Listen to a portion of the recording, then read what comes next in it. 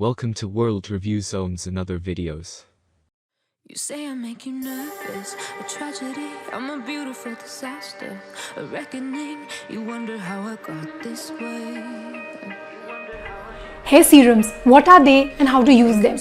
Hair serums are products which have an oil or a silicone base that form a coating on the hair strands.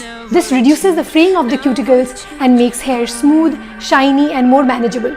It also reduces the effects of friction due to combing or hair ties on the hair strands. Hair serums are of many types and you need to choose the one best suited for your hair type. These two serums which work really well for me. The Gloss Ultimate is perfect if you style your hair regularly, and the Keratin Smooth with Argan oil is a lifesaver if you have dry frizzy hair. The Gloss Ultimate also acts as a heat protectant from styling tools up to 230 degrees Celsius. How to use it? You can take one pump for medium length hair and 2 to 3 pumps for long hair. Take it on your palms, rub them between your fingers of both hands and evenly distribute them over damp hair strands. Leave 4 inches close to the scalp as this may cause flattening of hair.